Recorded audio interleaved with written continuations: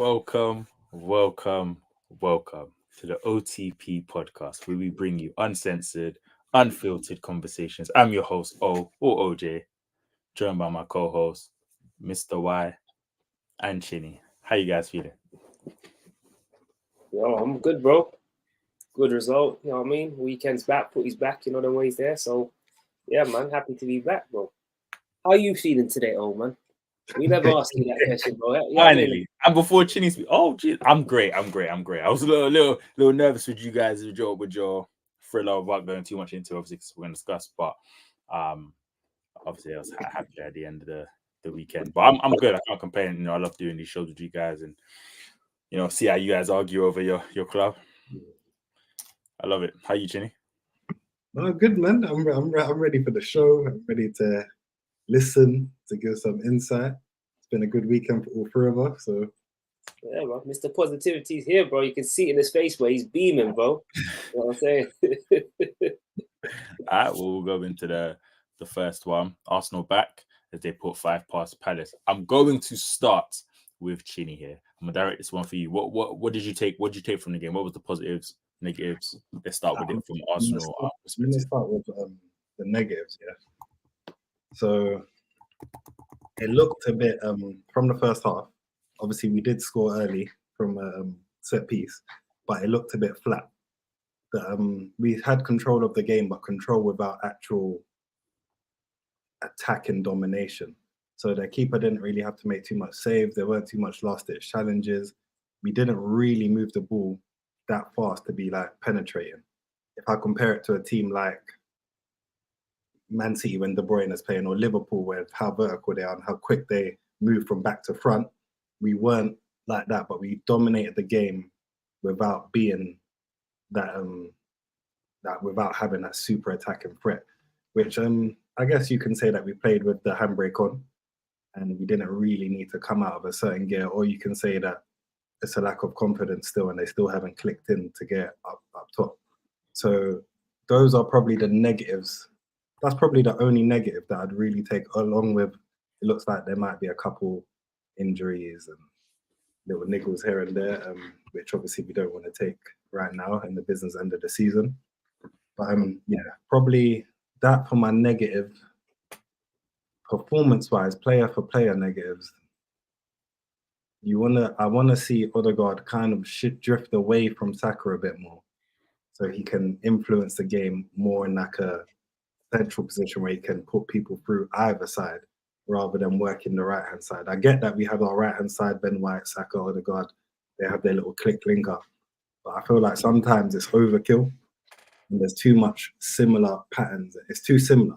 Teams are not like they're clocking on, or they've been clocking on, and it's really hard to break them down. It makes Saka look a bit weaker. Odegaard doesn't get to express himself and play them balls that he can play as often as he should be able to. And I think it's just overkill, really, and it squashes the game into positions that we don't really want it. So I feel like Odegaard needs to either be moved to the other side, or we may have to do a double pivot and then play him more in like a traditional 10 role to get the best out of our attackers right now, because right now it's not the easiest to watch. It's not that fluent. It's kind of machine, like we know it goes wide, it comes back to Ben White, he knocks it in, he does it overlap. Like, it's really like predictable. So I'd say that's the and we don't finish our chances anyway. Jesus is halfway out the box every time we go forward. He's not really a killer in the box. He doesn't even scream, I want to score. He wants to link up. And then obviously he doesn't always get on the end of it, which is very hard. But positives, I mean, we scored 5 goals. We are set piece kings right now. I love how that was still your negative, but you really were saying, I'm going positives. It just went downhill. We're set piece kings right now, which is always a good thing to have in your locker, to be able to defend and score from set pieces. We did score some open play goals, obviously 2 very late when the game was already done and they were already deflated. So however you want to take it, I would probably say they were more like whatever goals, innit? Palace had already kind of lost the game. There was loads of space. The defending was really slack and we just took advantage of it. But like I said, we won the game without coming out second gear, and sometimes that's what we need. And I think as Arsenal fans, we would have liked to see them go a bit more, like there are more combinations up front, opening them up a bit more, 1-2s, triangles, getting in behind the team, even though they sat really deep. And yeah, I think that's the only things that I really want to see from the teams. That I think Zinchenko obviously helps the team when he plays against teams that sit behind the ball. Rice didn't have to do much, but when Jorginho came on, I feel like we looked a better team, and we don't always say that Jorginho is really good with his first pass looking forward. Like he's more of a simple man, keep it ticking, make sure that we don't rush forward too much, make sure that we take control of the game. But when he came on, I think he had the most passes forward from our midfield, and he was only on for 20 minutes. So that shows you something. Either the game was obviously opening up in the last 20, or he was genuinely just told to look forward when he gets on the ball. So yeah, positives. We won 5-0. We needed a big win. We needed some goals. We didn't concede. There weren't too many like scares going the other way. And yeah, we needed to end our losing run, and that's what we did. Yeah, and I'm gonna pass over. I know Mr. Y is dying to get some. Bro, I'm good, bro. You know what? Yeah, firstly, yeah, 'cause obviously I missed the negative over here. I mean, I've seen Chinny, throwing shot indirects through Twitter. You know what I'm saying to you, bro? But that was a direct at, bro. You know what? I can't even lie. It was pretty direct, to be fair. But you know what? Yeah, let me start off in it like by saying, look, obviously, coming off the back of what we've been coming off, which is L's. You know what the man has to say, yo, let me start here. Yeah, let me start here, right? Because you got to start here, innit? Obviously, look, so obviously it's static with the result. You know what I mean? But the performance still leaves me with like more question and answers, right? Because it was a very professional performance, watching the game objectively. But like when you kind of look at the overall trend of the season, right, it kind of follows that overall trend of the season where we've been like solid defensively, but like not easy on the eye offensively. Still that lack of fluidity. The way in which we move the ball lacks any kind of like verticality and speed. And we struggle to break down these low blocks, and we do the City thing like where we just recycle the ball left to right, and we never punch the ball between the lines. We don't have that want to hurt opponents. And yeah, so like that whole, and like, do you remember like early on in the season, I used to joke about City being boring, right? I used to talk about how like they used to put you to sleep, and it was just move it around, and then they'll just kill you slowly, like by 1,000 passes. But when we do it, right, like we don't have that level of cutting edge in the opposition box, nor are we killers in that sense either. So it doesn't really work. Right, and like I heard a mad stat about City and how they haven't scored a counter-attacking goal this season. It's almost like we've gone and just replicated their whole thing. We literally we stole their whole flow, bro. Like, you know, that's how it feels. Well, we scored 2 counters. No, I'm talking about City. I'm just talking about City, which is mad about City. But I'm talking about in general, our general play when we're trying to attack is literally like we never push. Like when Jorginho came, I'll get onto Jorginho in a second, anyways. But I'm saying to you, generally speaking, we're just trying to keep the ball safe in it. And but yeah, like going back to us, right? I don't think like we've mastered how to replicate what City do, right? Like we might be a carbon copy, but we don't know how to break up the nasty low blocks, yeah, and we just struggle with it. And like I don't want this to get misconstrued because I love Rice, and I think Rice has been like one of our best players this season. But I feel like I'm not sure if it's down to instructions or just him playing it safe, or a combination of the both, right? But he is more of a sideways passer. He doesn't pass as vertically sometimes as much as he like. He's less risk averse, right? And it's funny because last season I was criticizing Partey because Partey's too risk averse, right? Like everything in life, it's about balance. Partey would slap balls into dangerous areas consistently, but there were times where the game didn't need that. There was time where the game needed you just to keep the ball and just take this thing out of it. Whereas Partey would just keep on going for the net and just trying to feed dangerous balls in. And I feel like there were loads of moments where Rice has the opportunity. And like Chinny touched on when Jorginho came on, You know, I think I saw the stat that he played 9 progressive passes in 20 minutes, yeah. And, you know, he's a bit more, I think it's a bit more natural in his game of being able to play between the lines and quickly in that tempo. And I feel like that's something that just adding that to our midfield would allow us to have more chance creation. And then obviously with Havertz, you know, in midfield, we've only got one real midfielder who comes and does that from deep, unless Odegaard comes in and you know, like drops back in, right? So yeah, like I just feel like we still haven't answered the question of like, how do we break down low blocks? Can we you know, do that? Like when you look at the game objectively, like, and like not through rose tinted glasses, like we scored 2 from corners, right, and 3 from set pieces. I mean 2 from set pieces and 3 on a break. So like when I'm looking for indications of where we're going and like improvements, I still haven't seen us address the issues. And until we do, I'm still going to have questions, right? Because like for me, performance is the biggest indication of sustainability, and we ain't reached it yet. Like now, like I want to make this clear because obviously apparently I'm negative, yeah, right? I'm happy we won, innit? Like right, like there's positives we can take from this game. Like Martinelli got 2, so like that's good for his confidence because obviously he's been a shadow of himself. Like, and you know, 3 points to break like the horrible streak. I think Gabriel deserves a shout out because, you know, I think we haven't had a centre back capable of scoring goals since what 09 when we had Vermaelen who came in and was scoring quite frequently.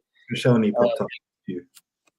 Yeah, he did, but he was. I wouldn't call him like a big ball. I wouldn't say like he was a goal threat. Yeah, he was. I wouldn't say he was a constant goal threat. I think Koscielny got us goals, but he wasn't a constant goal threat. I think Gabriel deserves a lot of credit because for me, he's probably one of the most like dominant and threatening centre halves. Well, since he joined Arsenal, he's the highest scoring centre back in the league. Yeah. You know, and then obviously Raya. I think Raya deserves a shout out because it was. I mean, his catch and his quick thinking to get us going. Right for that 3rd goal, an Eddie assist, right, and as well, like I know his relationship with Martinelli's been like much maligned and boy, I mean, so I'm hoping he can have a big 6 months. So there's some good things like to talk about. I think Ben White finally looked a lot fitter. He was playing passes in between the defense. You know what I think, Mr. White? You know the Martinelli and Eddie thing, yeah? Yeah.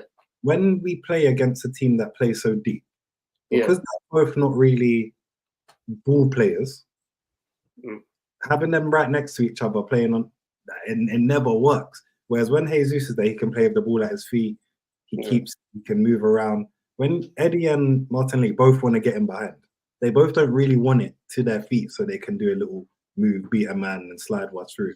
So when Eddie came on and obviously we had loads of space in behind by then, it makes it look like what's been going on between them. But I feel like when we have to break teams down, them two are not the best two to. Oh no, they're definitely not the best together. I just mean in terms of like, there's always been this talk about them two just like almost like there's a breakdown in relationship, right? In them, and they don't ever try to pass to each other, like they hate each other. You know, kind of like almost like what happened at Liverpool when there was one like discussion between Salah and Mane, kind of like it, right?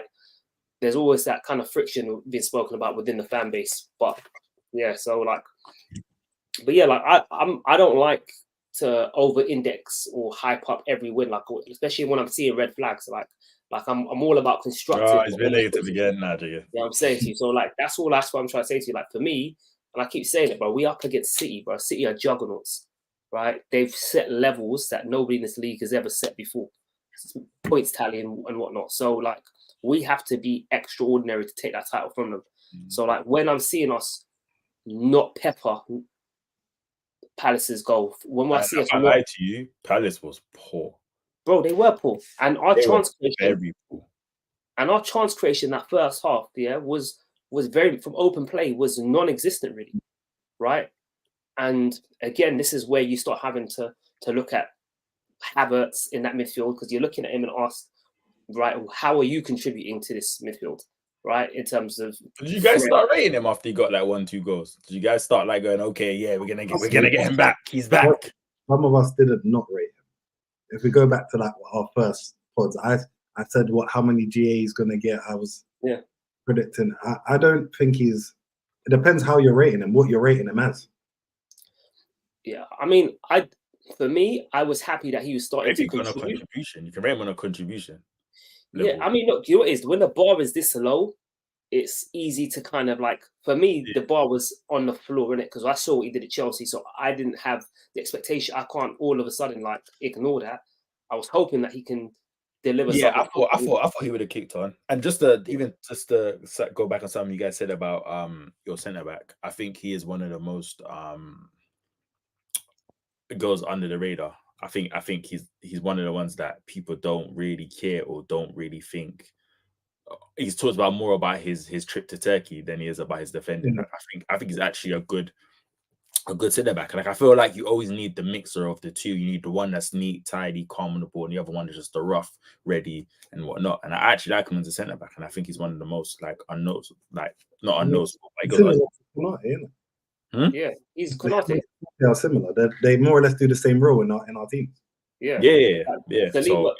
Saliba's the Virgil, like in terms of more elegant of a centre half, more composed, more of the brain, and I think Gabriel's more of the brute. But I think because of his sometimes, clumsy, you might call it, or kind of, the word bozo gets thrown around moments he's had previously. That's kind of like that's used as something to beat, to beat him with. Like, think about how his season started. Like I wouldn't rate him much as a centre back, but if you look at how he's grown as a player and has become, I think he is one of the best centre backs in the Premier League for the last 2 or 3 seasons. I think he's been very well, and Saliba's just complemented his style even more. So obviously he took a note of our book, so I get it, but you move on. Bro, I mean, especially he's good. Bro, he's been a good signing. I think we spent 25 on him, right? So he's come from Lille, and he's been like a staple of this team, bro. And the only aspect of his game I think he needs to try and maybe brush up on is if he can kind of like take those moment of clumsiness and like erraticness out of his game a little bit more, and also just add a little bit more composure on the ball. If he can master those 2 things, I think he'll go up another level, man. But he's still young, athletically dominant, aggressive, good in both boxes, attacks the ball. I like centre backs like that. I do like the neat and tidy. You flick back your hair after you make a tackle. Like I love those players, but I love that I was centre back, and Mr. White, you pay. I'm all about just straight. Like I like those physical. Like a physical fight that that can still take a touch and make a pass, but I like that physical element, and I think that's one of the things about him. I like him. He's very no nonsense. He's a very no nonsense centre back. So he is, man. Man, and he gets disrespected because Saliba's always there. Like Saliba's being the Rolls Royce. He's the one that takes all the accolades, all the hype. So happens, man. When you got the pretty boy who does everything neatly, confidently, do you know what I mean? All of that. It's always forget about the one that does all that. Gets sent to war first, the front line. Forget about it. Don't get twisted though. Saliba will go to war. No, when he has to, but obviously he was happy to sit back. Because obviously Gabriel was wrestling Mateta for the whole game.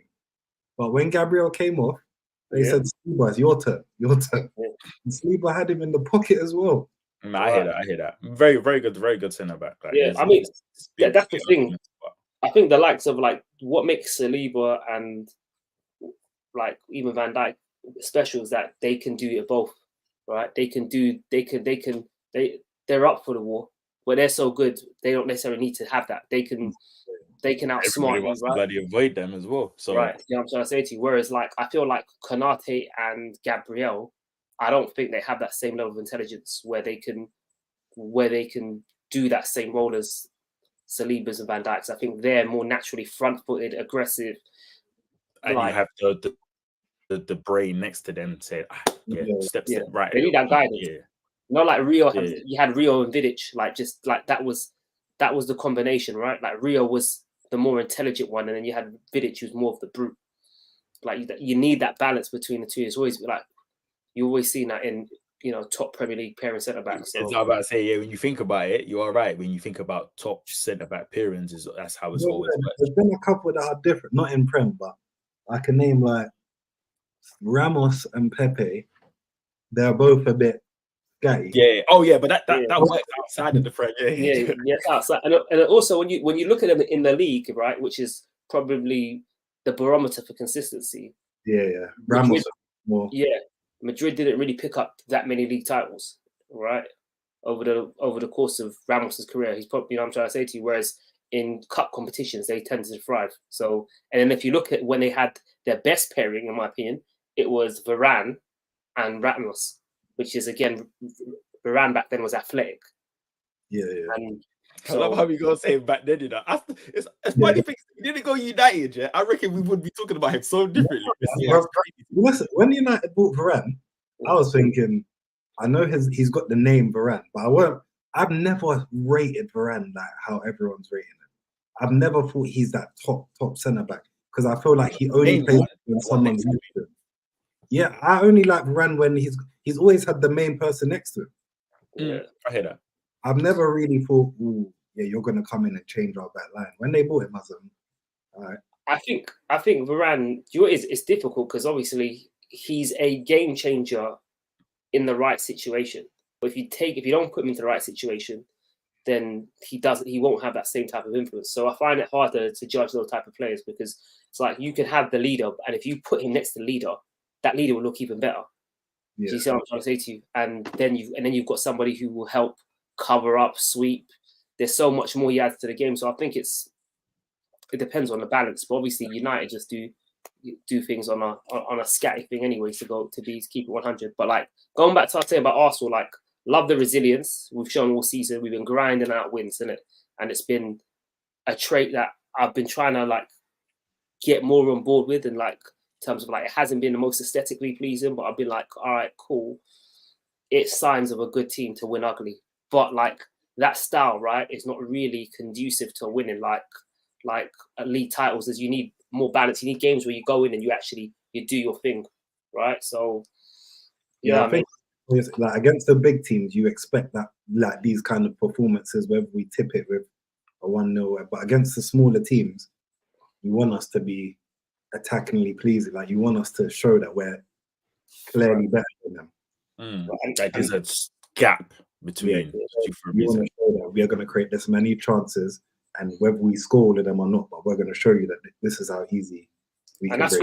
And that's why I'm not confident of winning the league, right, or even competing, because like I was listening to Filthy, yeah, and I was listening to Ned Manoa, right, and he was talking about this whole thing about like defense versus attack, right, and how he looks at it. And he was like, as a defender, like you can defend perfectly for the entire game, yeah, and an attacker can take a chance to score out of nothing, yeah. But when you've got attackers and you've got killers up front, yeah, you're never out of a game. You're never out of a game. And that is the difference. And that is what separates, at the moment for me, what separates us from Liverpool and City at the moment. So it's weird because last year you'd say that we were more ready to beat all of the lower teams. Like we were playing really flowing attacking football. But now when we go into playing against big teams, I don't feel that scared as I was maybe last year either, because I feel like we're more defensively sound. Right. Yeah, it's been there all the time. I used to be like, yo, when it comes to the top six, back in the day, I used to be like, yeah, cool, we'll beat them. It's cool, don't worry about it.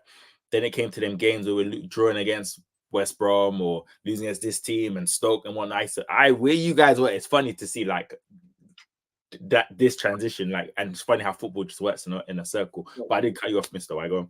Yeah, no, I was just saying, it was just mad. Like when I was listening to that, I was like, I was listening to that and I was thinking, right, like that kind of like sits so interestingly where we're poised at the moment, and where like the likes of Liverpool are, right, which we'll go on to talk to in a minute anyways, but like that difference. And it's like we can defend perfectly for 90 minutes, but they can take one shot out of the box out of nothing, or you can header it into the right area and literally, 1 moment of magic and you're down 1-0. But if you ain't got the attackers, and if you ain't got that specialness in your forward line to go out and create havoc and to conjure chances up from nothing and to score chances up from nothing, then you're in a bad situation. And until we start doing that and showing that aspect of our game this season, I think still more questions need to be asked, man. Like I said, I can only be positive about the result, but I want more, man. That's how I did it.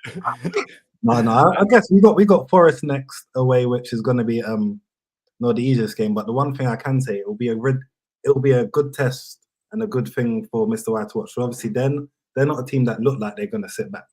I don't feel like, well, watching them, they don't really sit back. They do have players that can hit you on the break with Alanga and Hudson-Odoi, etc. Gibbs White, but watching them, I don't feel like they're a sit back team. And when they did come to the Emirates, we give them a nice little beating, and I don't think they were going to want that again. But so I think it'll be interesting. I think we'll create more chances against Forest. I think there'll be a lot more space, and I think it will be more of what you want to see. But I don't know if it will be what you want to see, like the chance creation, because we're dominating and taking. It's that forward passing, bro. I think that forward passing is massive. Like when you saw Jorginho come in there, and I've been a big critic of Jorginho because physically I've said that he's so limited that when you've got him in your midfield, he can be targeted, and we've seen that before, right? We saw it happen at Tottenham. You know, he couldn't handle that athletic, that young, dynamic, athletic press and the running power that they have. So it's something that can be targeted, right? And it's one of the reasons why I never really advocated for him to play as many games. But without the likes of a Thomas Partey or a Granit Xhaka in the team, you look at how many players in midfield can pass that ball forward consistently. I mean, look, I'm not going to put all this on Declan Rice's door because he still needs to come into a new team and understand what it is to play possession-based football and understand the six, which is a complicated role. But he's not necessarily the most natural in that part of his game. Havertz is playing as a second striker. So unless Odegaard is dropping in deep, how are our offensive line and our attacking players? The key, I think that what you're saying with Odegaard dropping in, I think that is a big key because it allows Saka more freedom. Yeah. It allows Ben White to then go. We all know that Odegaard can play passes from deep and he can link up play and he's quite tidy receiving the ball. I've been actually pleasantly surprised with how good he is receiving the ball with a player behind him. Yeah, no, he's good. You know what? I would rather see Odegaard just play on the left than the right. I don't need him to be necessarily deep. We're all calling that. I think it makes more sense. The way the dynamic is, Kai Havertz playing off Saka, basically being the runner for Saka, makes a lot more sense than Odegaard just taking up the same space. And Odegaard can then play through the likes of Martinelli, who'll probably get more time. He can play with Zinchenko on that side. And I think it is the only thing that's the issue with that is that if you have a left side of Zinchenko, Odegaard, and Martinelli, Odegaard next to Zinchenko is a very scary defensive side. Yeah. Whereas Havertz next to Zinchenko obviously adds a bit more brute force. And so it's a bit, it's hard. It's a hard one. It's a trade-off, man. But then at the same time, it's like for what we have been doing, which is trying to replicate City and try to pin teams in, you just think about if you make that pitch small by, like boxing them into their half and just creating wave after wave of attack and being able to continue to play them passes, that's not really, you'll win that ball back because you haven't got a large space to defend.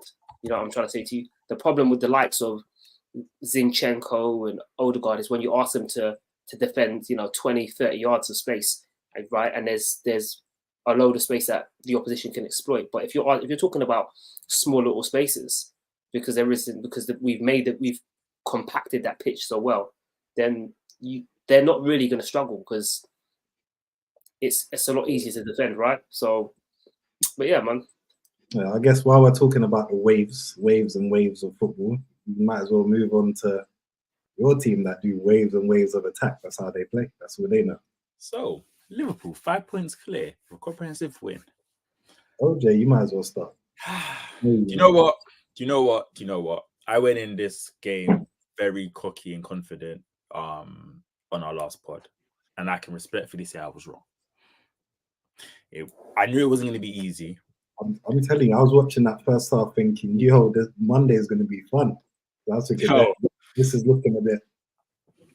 I saw a tweet the other day saying whatever Klopp says to his players at halftime needs to say that at the start of the game because it's crazy.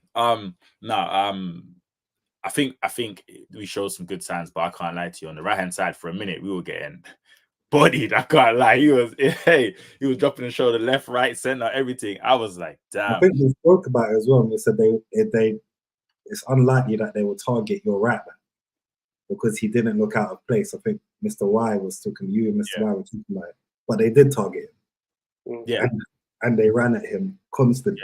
Yeah.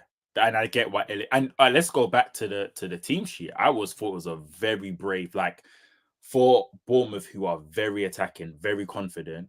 They're up there for attacking this season. I was very surprised with the team we went out because I was like, oh, I know it's a makeshift team and not a makeshift team. I know it. You kind of got to be smart. We got Chelsea next and whatnot. And you kind of, we might have some players back. I know Salah's now been announced that his agent said he'll be out for 4 weeks. I've seen if anyone was smiling. He'll be back. He'll be back for the Arsenal game. We know. Yeah. So I wasn't too sure because my thing was like who starts to help Bradley. I thought you'll see Elliot out there due to the fact that his athleticism is one of his key strengths, so he can get back and whatnot. He started Diaz on the right. I'm not a big fan of Diaz. I wasn't a big fan of Diaz on the right originally. Nunes out wide, which was, I'm starting to think Nunes out wide is the place right now. I can't lie. I think he causes. Yeah, he causes help, but you can't give it to him. You can't give it to his feet. Would you know what? I saw him take one bad boy touch, and I was like, so he can do it. Like, no, in all jokes aside, though, yeah, I feel like watching him out wide. Obviously, he likes to cut in. He likes to do that step over that little fade, and then he tries to kick and tries to hit top bins, which is cool. My thing with him is what I hated and I think I said this like 3 pods ago, was the fact that he starts in the middle and then he wants to run out wide, get the ball from the left, from Diaz out left, so they end up just standing next to each other. But anyone who else is out there, anyone who's on the left wing, he just ends up standing next to. And if he doesn't give himself enough space to run behind, so the type of weighted pass you need is always going to basically run off for a goal kick. If the way he started his natural position is just not great for me personally. But do you not blame the other player then as well? Because usually, would you say, like, when I used to see your front line before, right, you'd see if, let's say, for instance, Firmino would go out to one side of the pitch, Salah might drift inwards, right? There'll be like intelligent rotations. You'll see what your teammates doing, and obviously drift into the right positions. You see that happen at City. So as much as he might like to go out into that wing, I also think that's a coaching thing as well. Probably. Yeah. And it's something that he's been doing quite regularly. So I was going to say it's something I do blame. But I think when Dominic plays as well, you start seeing him like Salah comes in the middle, Dominic tends to push out. You don't see as much with Elliot. But I was nervous. I can't lie. The way Bradley was getting burnt. Like, I can't lie. He was getting burnt. He was getting burnt for a minute. He was moving. But not like burnt. Kanate was saving the day there because when you're like, oh, I've got to get past this brick. Because I saw one play and he shifted his body and went, and it took like 4 men to tackle him. I was like, damn, it's gonna be one of them games. But I think we grew into the game. I think there were moments. I think the analysis beforehand, it was a great analysis from Mr. Y in terms of like what to expect. I think he hit the nail on the head, so I'll give him his props there. Where I didn't think Bournemouth would cause us that much issues. I knew they would, but I thought we would be flying by then, and it would be 2-0 by then. But I think from half time, it just clicked. There still were moments for Bournemouth, but it clicked, and then we just started playing ball. Play ball. You put your chances away. That's for damn sure. And I want to give a shout out to McAllister because I've always given him. I'm saying shout out like I know him, but my thing is I've always given him stick because I feel like you're not a 6 in it, but he made some great challenges. It's like that was the game of all games for me personally to show why you can take a chance in playing someone like him in a 6. Not that I want him to be my 6, but in a sense of like making that challenge, turning away and spraying a ball to. Yeah, I mean, he does have that aggressiveness. And he'd probably be better in a double pivot. Yeah. Yeah, someone 100%. that wins the ball. Like when he was kind of with Basuma, so someone that more naturally wins the ball.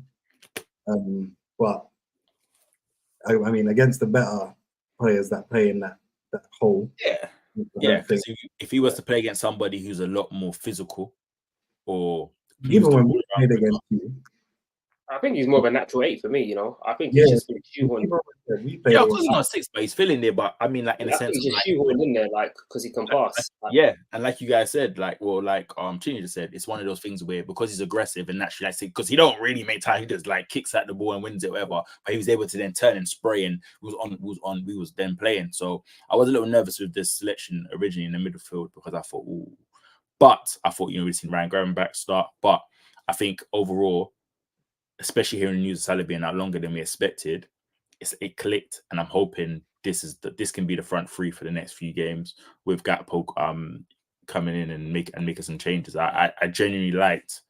There were a lot of positives out of that game, but then there was also a lot of negatives for me.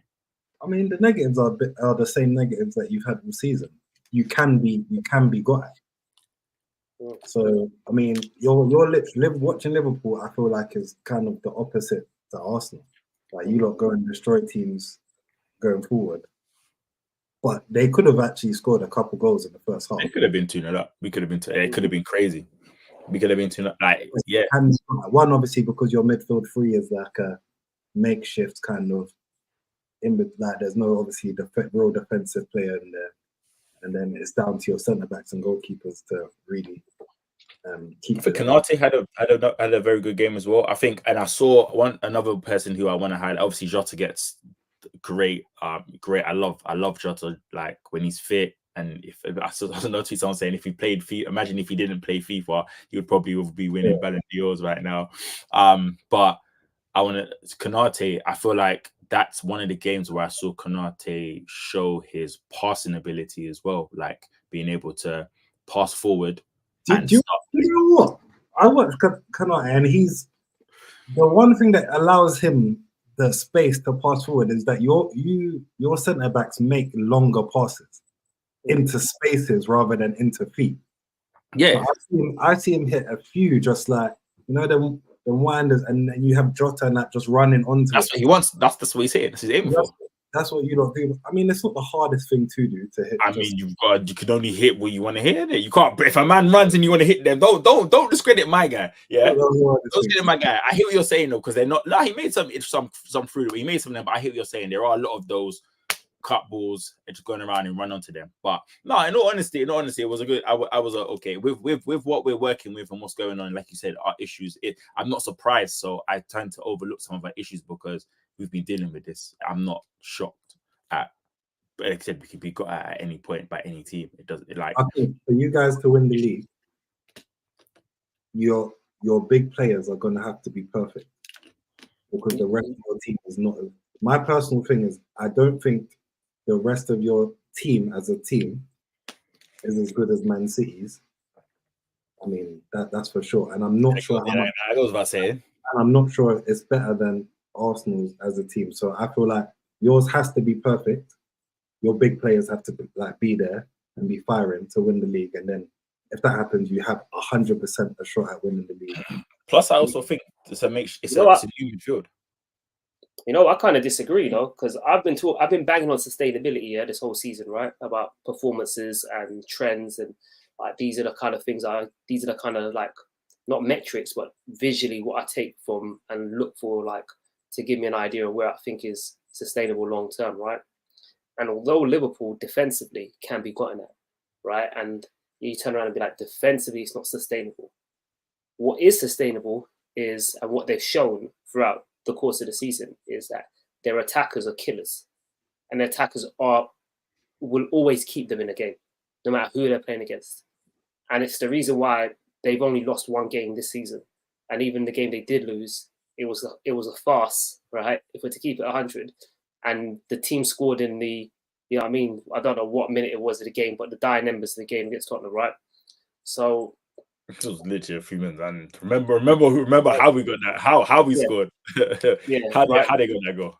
Right. So that's what I'm trying to say to you. So like, I don't think defending like that is, I think you will have troubles consistently defensively. I think that doesn't change because I think if we didn't have Allison, yeah, we would be in so much trouble. The oh yeah, way 100%. it's happening, but Allison is the reason why the defense is like you can like. Yeah. I agree with your point.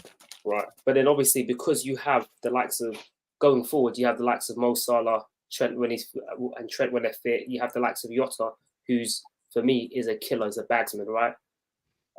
You've got the likes of Darwin Núñez here, right? Who might not be the most clinical, but scores a good amount of goals. You've got the likes of Gakpo and you got 10 goals, 10 and 10, you know. That's what I'm trying to say. That's not bad. But again, when you look at the kind of chances he gets, right, and this is why I'm saying the most clinical, he gets you goals, right, and that's undoubtedly, and he will because of the way you play and the runs he makes. But again, he does miss quite a fair few in between as well, but he will get you goals. And then you've got Diaz and Gakpo as well, who can get them fair share of goals between them as well. So that hurt, you know. You didn't want to say no. I was just trying to remember names, bro. So like, you know, I mean, ain't my team, bro. So like, when you really deep, it's like, yeah, that forward line to sustain being able to continue being who they are and the goal threats that they are is sustainable. And like going back to that quote, like I said, like as long as you've got players that can get you goals, you're never really out of a game. You know what I'm trying to say to you? Like if your defense is A1, but them guys ain't shooting, then if you go 1-0 down, there's a chance you might not get back into that game. But your attackers, whether you're 2-0 down, 9 men, 9 men, 10 men, 9 men, right? Like, you know what I mean? And I think and still pulled out 1-0 down and pulled out wins. So I hear that. I agree. There's a few little things I'm going to give you here on Liverpool before thoughts I had. I think Núñez is an instinctive finisher. It's one thing I like. That game shows you when he hasn't got time to think. When it's first time shoot, he's way better at it. Whenever he has time to compose himself, he loses all composure. You know what I'm saying to you? He ain't got it, right? So like that, you know what I'm trying to say to you. So the first goal was ball across. You know what I mean? First touch finish, right? The second, Joe Gomez cross. You know what I mean? Slides in, hits it in off the post. That one reminded me of, I'm sure Chile remember it. It reminded me of the Orba versus City in the semi final. Yeah. You know what I'm talking about? When it hits the post, that same kind of like, I know our one was a reverse, was a cutting and crossing. Joe Gomez was an in-swinger, but it had kind of like parallels between the two of them.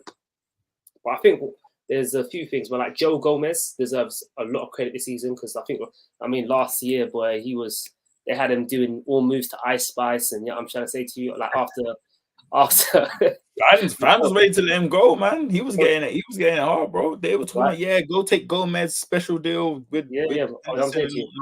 You know what I mean? After, you know what I mean? You know, Matoma had him doing, you know what I mean, them Ice Spice moves. All right, you said that already, man. You said that already. So, right? You know what I mean? But then obviously, like, the way he covers multiple positions, centre half, right back, left back, I think there's even games where he's come on this season. I think most notably, if I can remember, Palace, he came on, and I think he was almost game-changing in his substitution. He helped kind of drive you lot up, and he was influential in kind of changing the dynamic of that game, right? So I think he deserves a lot of credit because I think he's big facts. You know, he's come off big way. I think Klopp as well, man. Elite squad management is something that I've criticised at my own club. But like you're struggling for depth with injuries, AFCON, Asia Cup, right?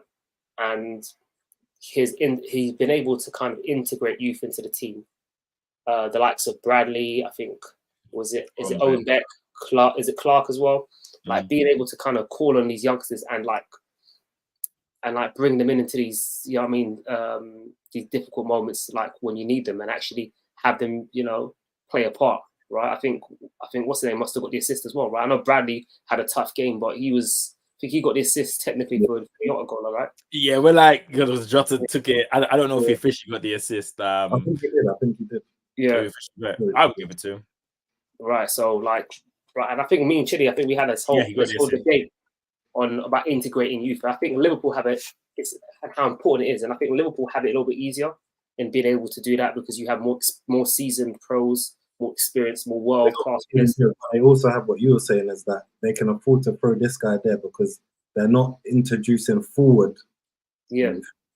Because they have their shooters that will then save the corner these days, like you said. So that helps. So yeah, they have an advantage, and also they've got real leaders in there. You've got the likes of Virgil, you've got the likes of Allison's, you've got players in there that are well established within the game, which makes it easier. But regardless, like for you to be competing for the title, right, and if for you to be competing in the title and being able to kind of call on these players and ask them to come on and make an impact, and they do that is a big thing, man. So like shout out Klopp for that, boy. And yeah, man, I think like I said, man, I think Jota is an absolutely killer in front of goal, man. Like his finishing is up there.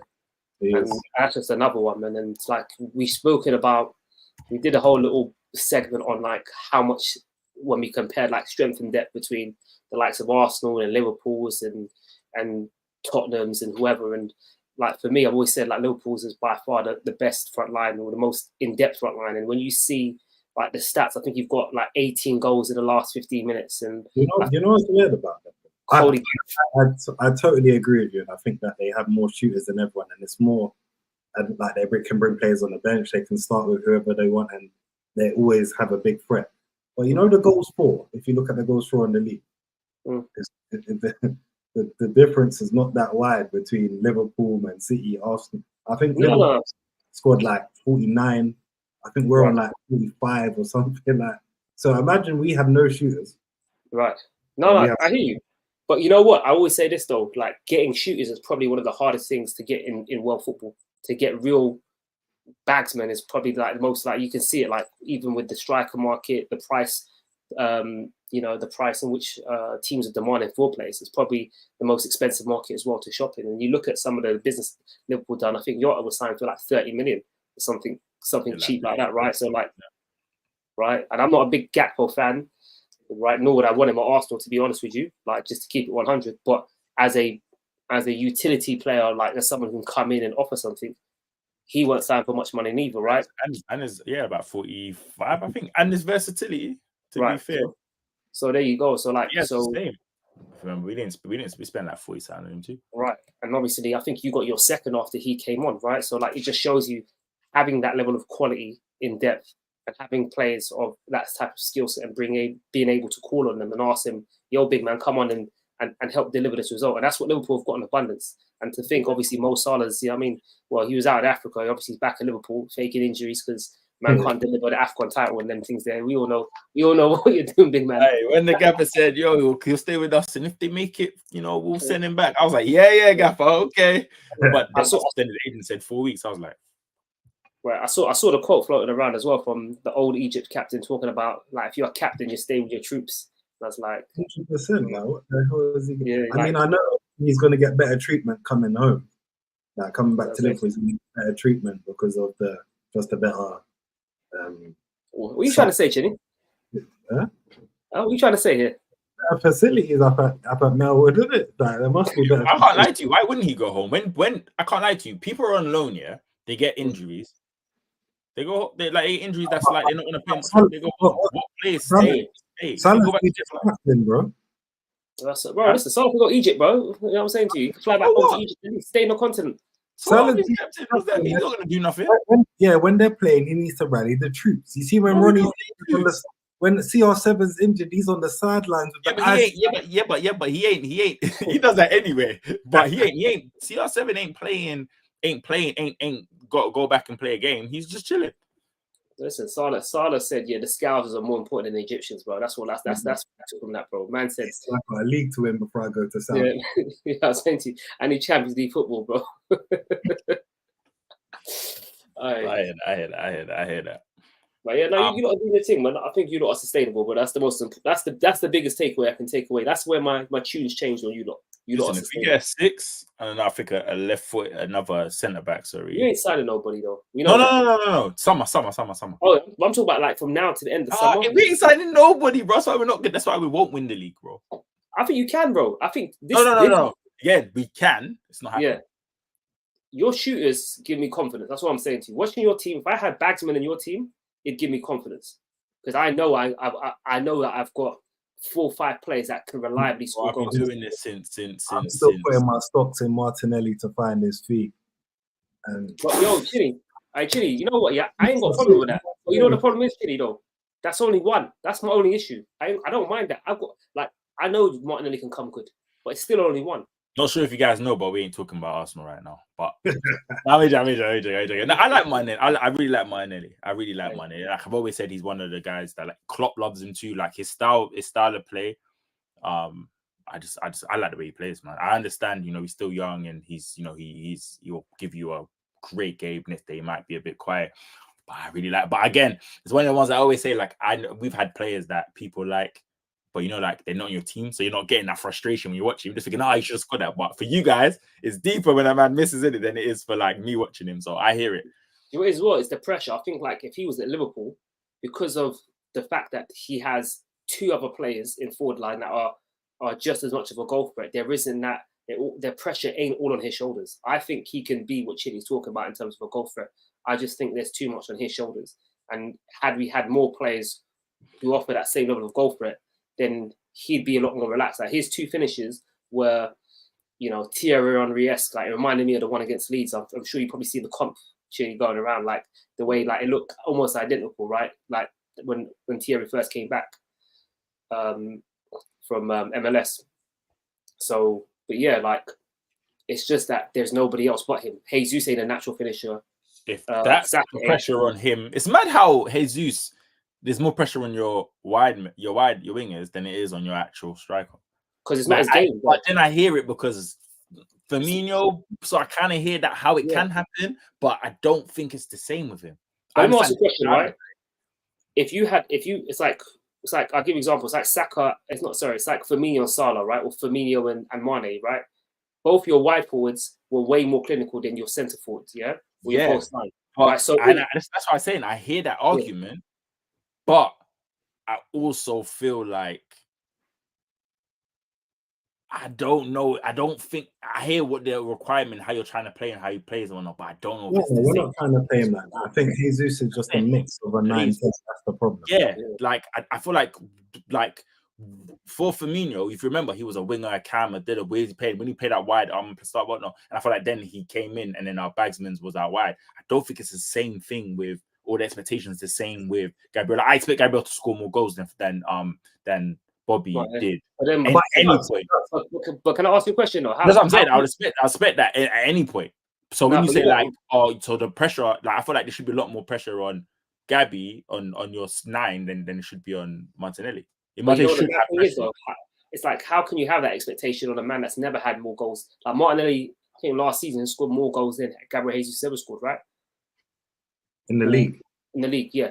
Yeah. Right. So it's like how all of a sudden, like you got to remember, like you're at City as well, right? Who were creating chances for fun. Centurion City.